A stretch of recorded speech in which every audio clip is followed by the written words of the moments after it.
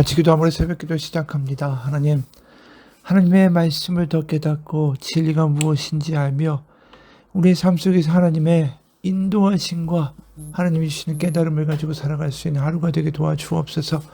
예수님의 이름 받들어 기도합니다. 아멘. 오늘 말씀은 고린도전서 5장 1절에서 13절까지의 말씀입니다. 고린도전서 5장 1절에서 13절까지의 말씀입니다.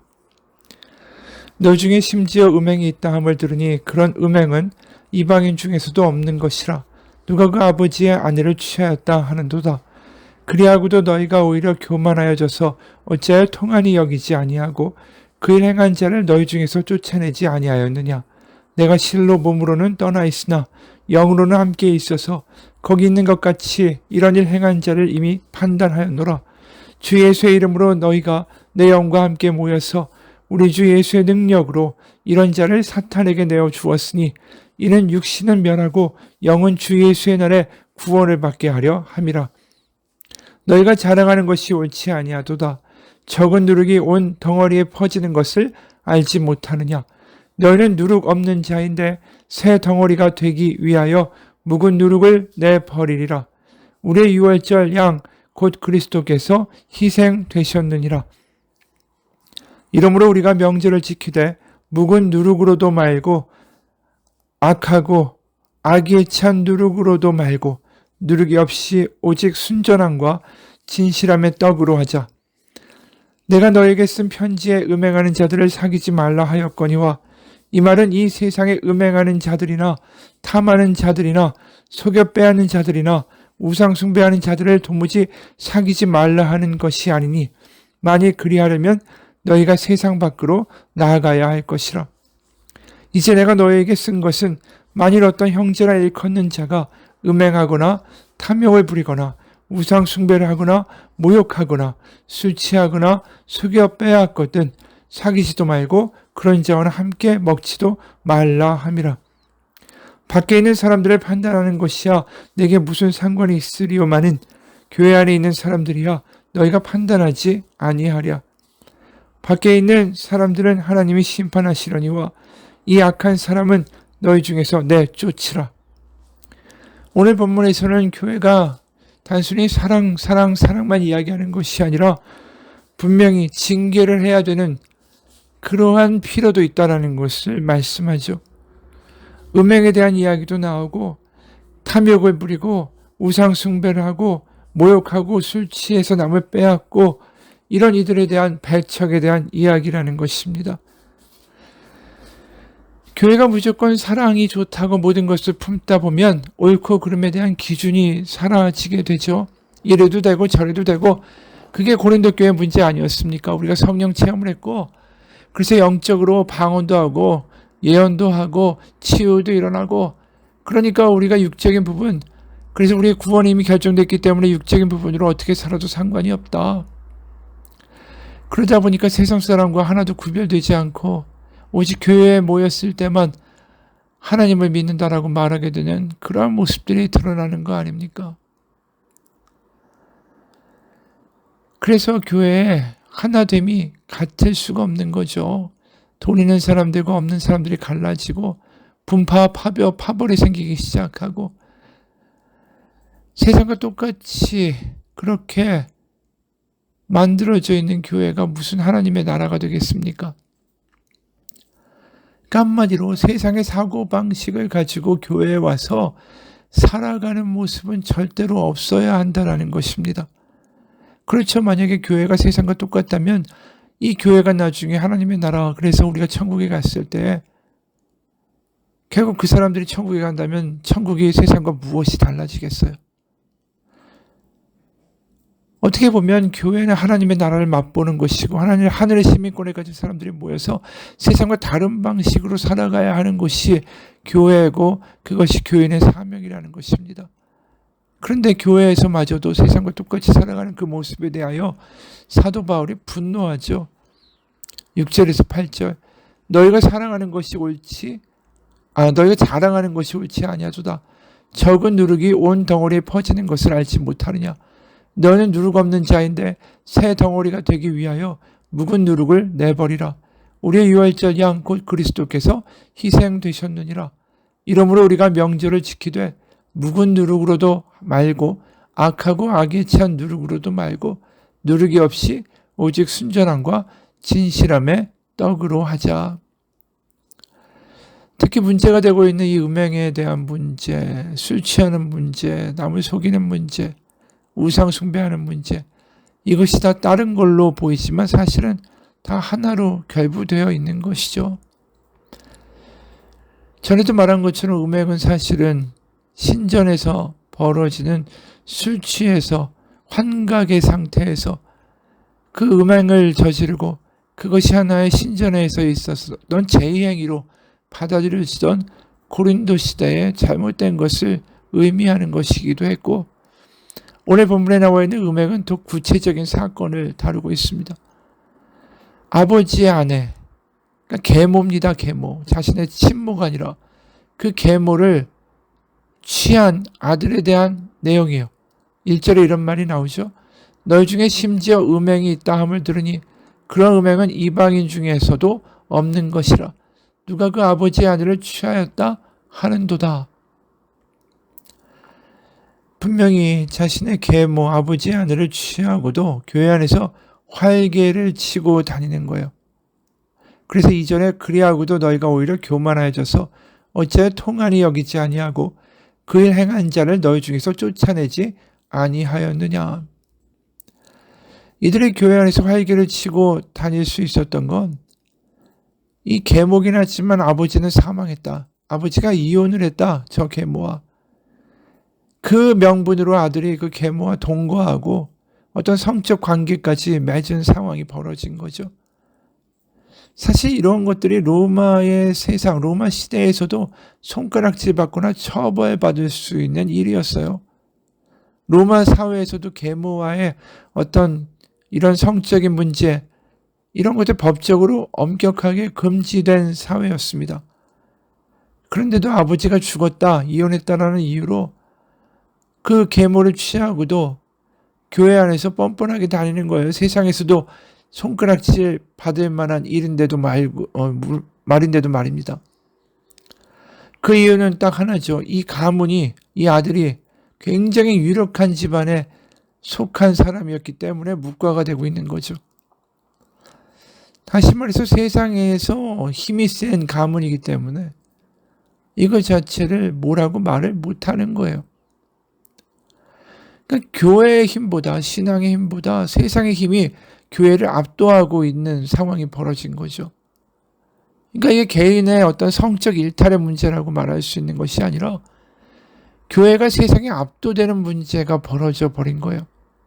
다시 말해서 교회가 어떠한 곳인지, 하나님이 무엇을 원하시는 것인지에 대한 생각이 없는 거죠. 이미 말한 대로 고린도 교회가 영적 은사에 도취되어 있었고, 나는 성령을 체험했고, 나는 은사도 있고 이미 구원은 확정된 거니까 주일에만 막 감정에 빠져서 막 예배하고 할렐루야 하다가 주중에는 지멋대로 살아가는 사람하고 똑같이 고린도 사람들이 예배할 때는 막 방언을 하고 막 황홀구경에 빠진 것처럼 하다가 그 외의 모든 것들은 지극히 세상 방식으로 살고 생각하고 판단하고 대응했다라는 거죠. 그거의 대표적인 것이 바로 지금 이 계모를 취한 아들에 대한 처분의 문제인 거예요. 영적으로 구원받았으니까 육체의 죄는 상관없다.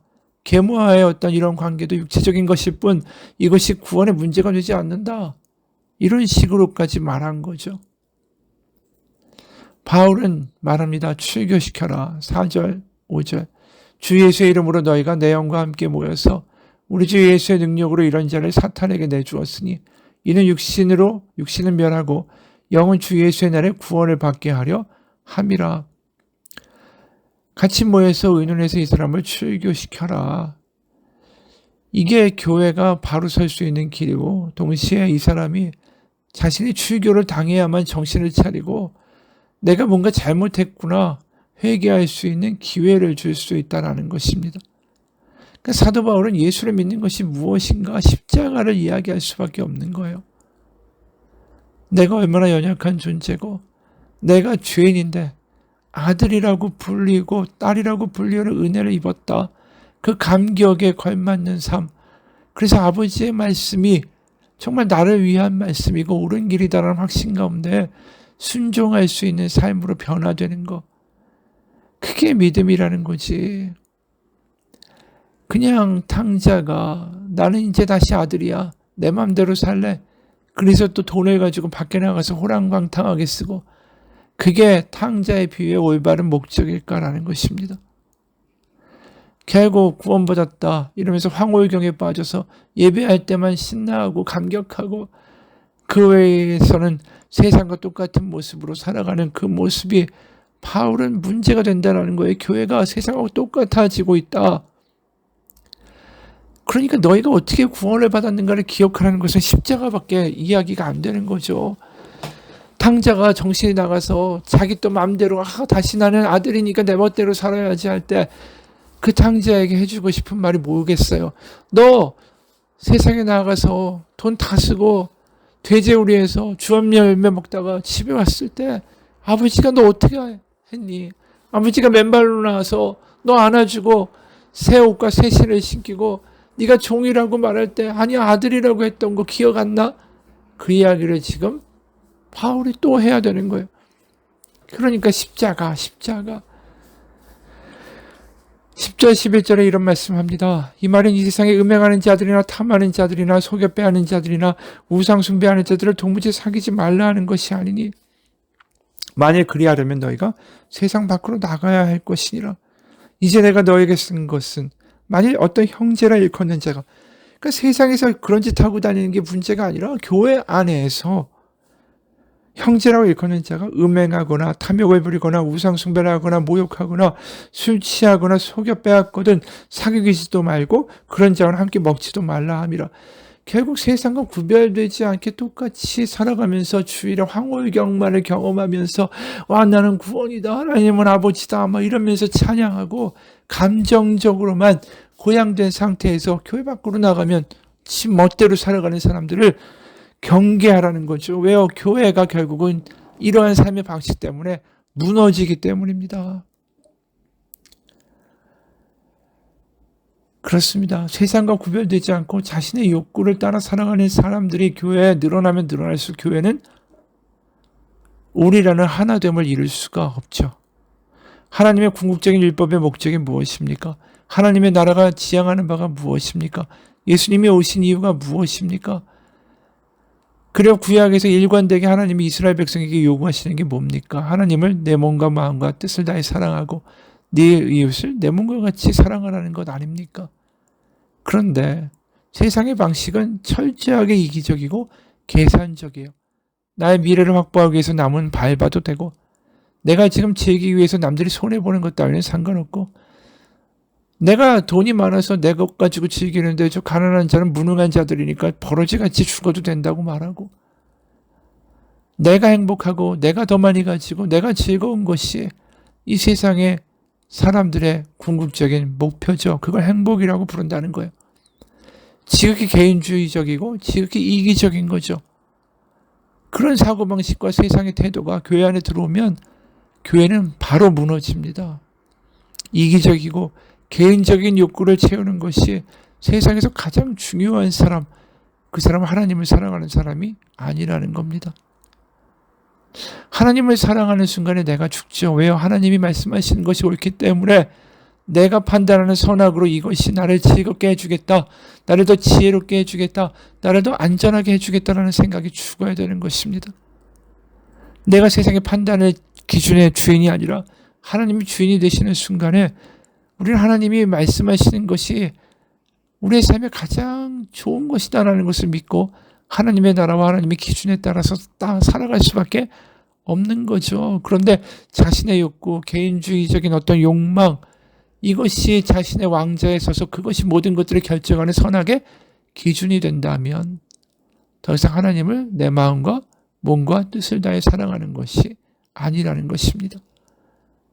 그러면 당연히 이웃을 내 몸과 같이 사랑하는 것은 이루어질 수도 없는 거죠.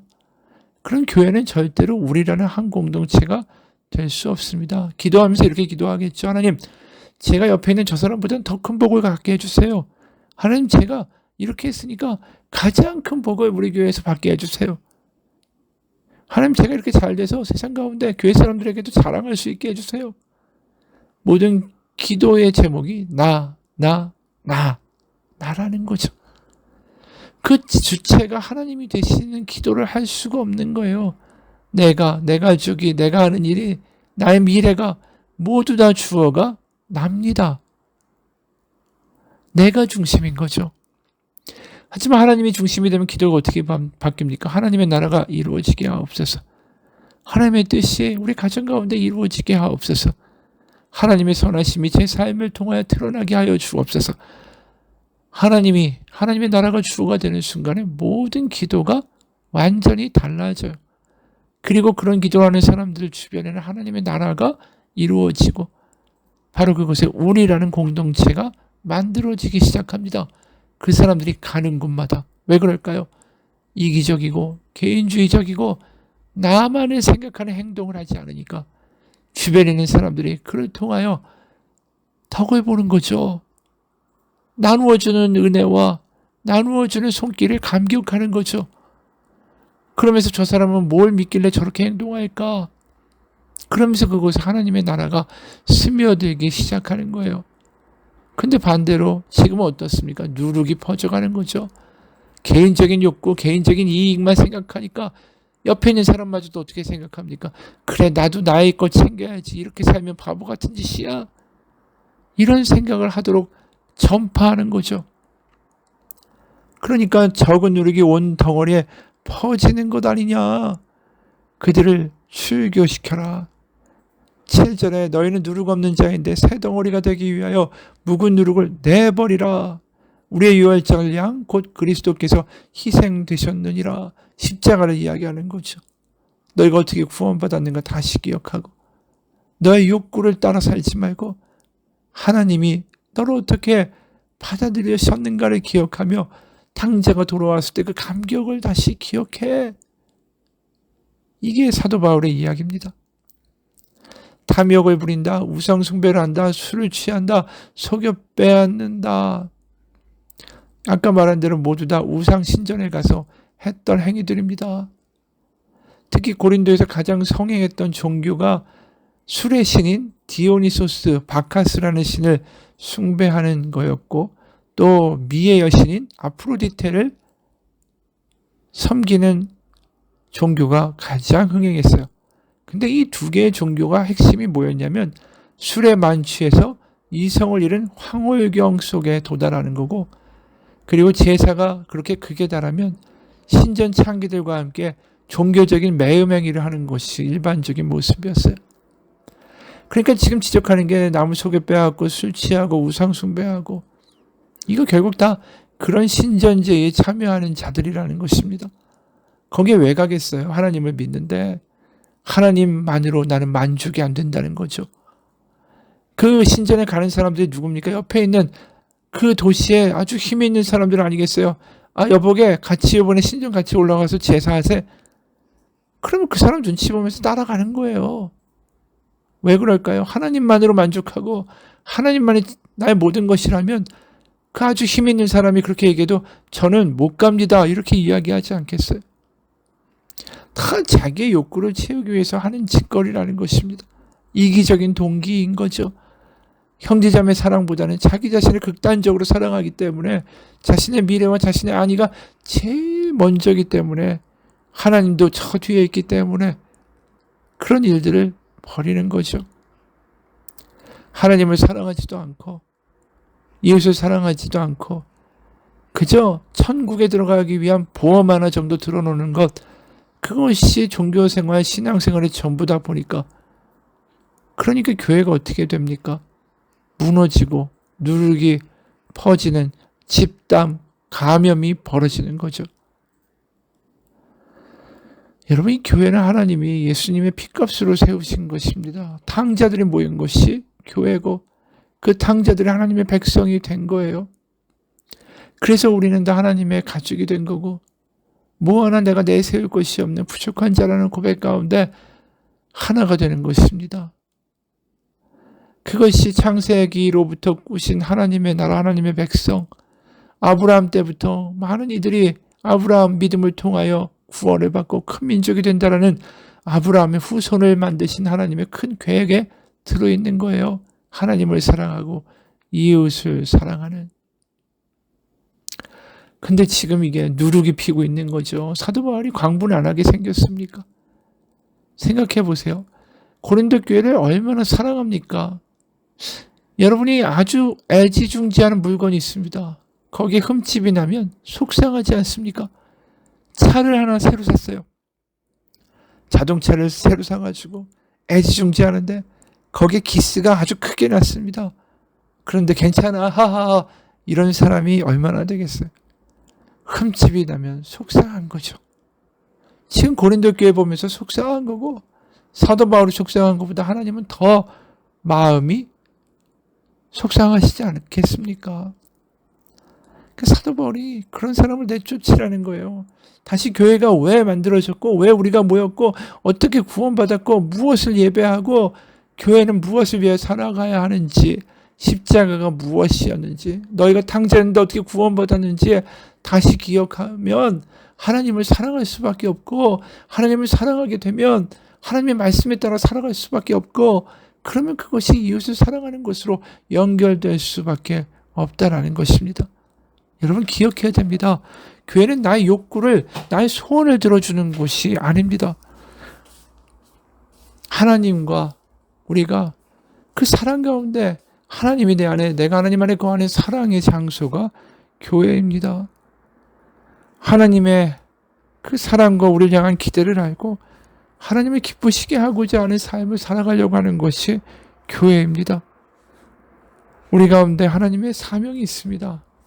하나님이 이 땅 가운데 그렇게 이루고 싶어 하셨던 하나님의 나라, 하나님을 사랑하고 이웃을 사랑하여 우리가 하나 되어 살아가는 아름다운 공동체, 그것이 하나님의 꿈입니다. 그런데 오늘날 교회에서 그게 너무나 많이 사라지고 있죠. 그저 다 와서 자기의 감정적으로 찬양 부르면서 위로받았다라는 개인적인 어떤 위로를 소비하고 있고 하나님의 사랑을 소비하고 있고 내 욕구와 내 소원을 빌기 위해서 교회에서 기도하고 그 외에는 빨리 교회당을 빠져나가는 지극히 자기중심적이고 이기적인 모습으로 신앙이 변질되고 있습니다. 우리가 생각해 보기 원합니다. 우리가 가는 곳에 내가 가는 곳에 우리라는 공동체가 만들어집니까? 내가 가는 곳에 하나님의 나라가 만들어지고 있습니까? 나의 기도는 내 소원, 내 가족, 내 문제, 주어가 모두 다 나입니까? 아니면 주어는 하나님, 하나님의 나라, 하나님의 뜻, 하나님의 사랑입니까? 같이 기도하겠습니다. 하나님의 나라가 저를 통하여 우리를 통하여 이 세상 가운데 퍼져나가기 원합니다. 하나님의 사랑이 저를 통하여 주변 가운데 흘러나가기 원합니다. 하나님의 나라가 제가 가는 곳마다 경험되게 할 수 있는 은혜가 임하게 하여 주옵소서. 예수님 이름 받들어 기도합니다. 아멘.